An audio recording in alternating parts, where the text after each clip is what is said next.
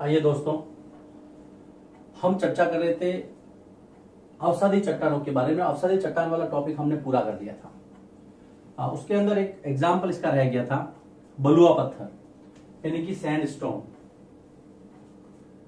बलुआ पत्थर जो है, बलुआ पत्थर ये अवसादी चट्टान का एग्जाम्पल है। अवसादी चट्टान हमने देखा था अवसाद से बनी है, अवसादी चट्टान। अवसादी चट्टान हमने पूरी कर ली थी। अब हम अगले टॉपिक पर आते हैं, वो है कायांतरित यानी कि मेटामॉर्फिक चट्टान। कायांतरित नाम से ही स्पष्ट है दोस्तों। काया का मतलब होता है शरीर, अंतरित का मतलब बदलाव, यानी वह चट्टान जो अपना रूप परिवर्तित कर ले उसको हम कहेंगे कायांतरित चट्टान। ये आग्नेय भी हो सकती है, अवसादी भी हो सकती है। यानी जब आग्नेय चट्टान और अवसादी चट्टान दोनों चट्टानें अपना रूप परिवर्तित कर ले, और रूप परिवर्तित करने में जो फैक्टर, जो कारक काम करेंगे वो है ताप और दाब, यानी कि हीट और इसका जो प्रेशर है। हीट और प्रेशर की वजह से जब किसी चट्टान का जो फॉर्मेशन है, जो रूप है, वो बदल जाएगा, तब हम उसको कहेंगे कायांतरित चट्टान।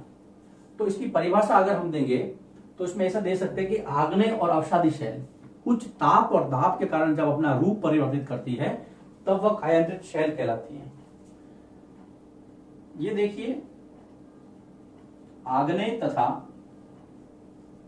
अवसादी यानी इग्नियस और सेडिमेंट्री रॉक्स चट्टानें जब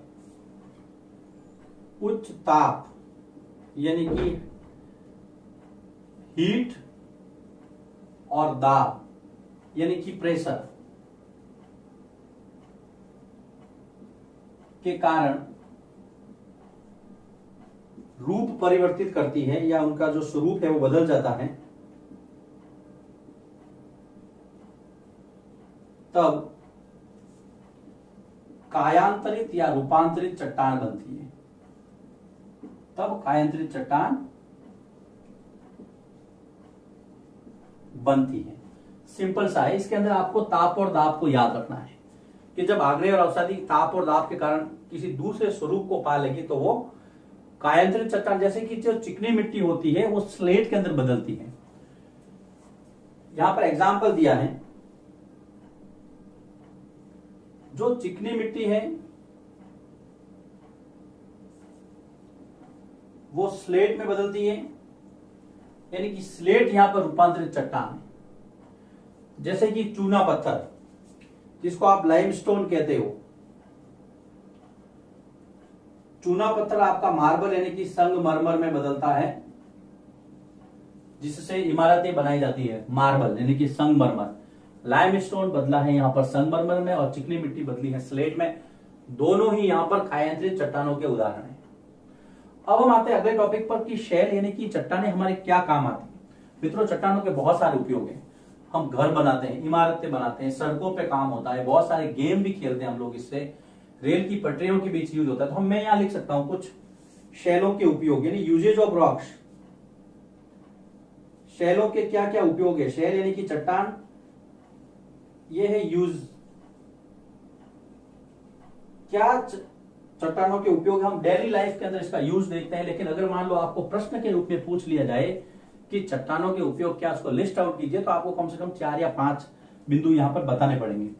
तो सबसे पहले हम देख सकते हैं कि भाई मकान बनाने में या इमारतें बनाने में, तो यहां पर लिख सकते हैं हम घर तथा इमारत निर्माण।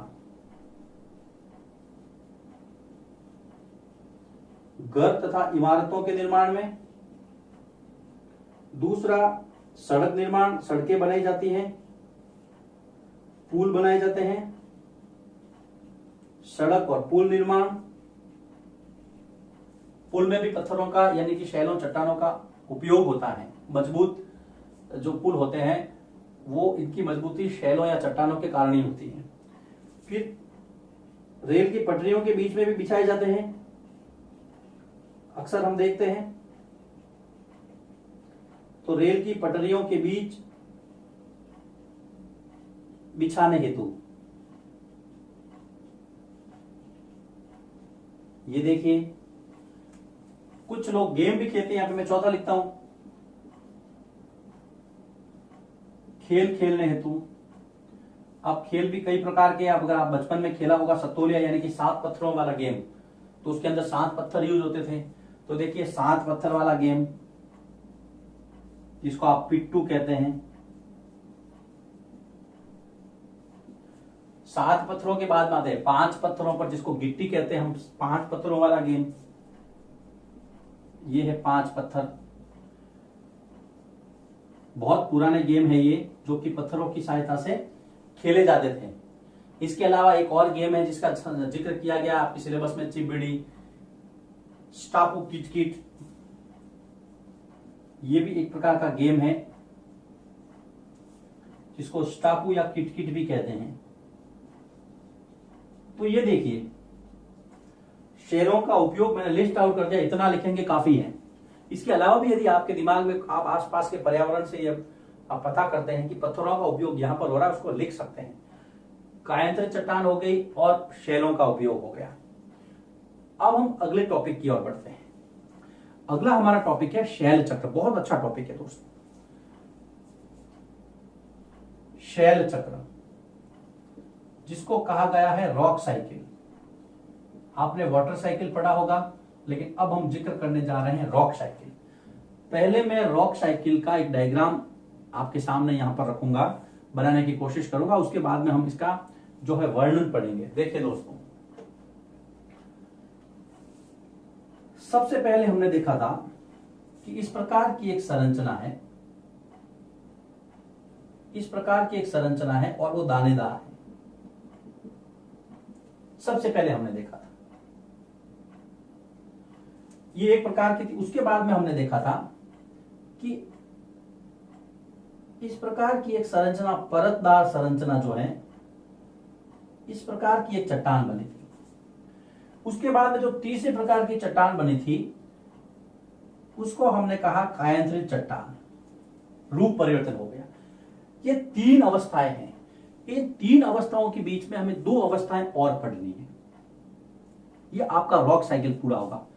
देखिए दोस्तों, सबसे पहले जमीन की सतह के ऊपर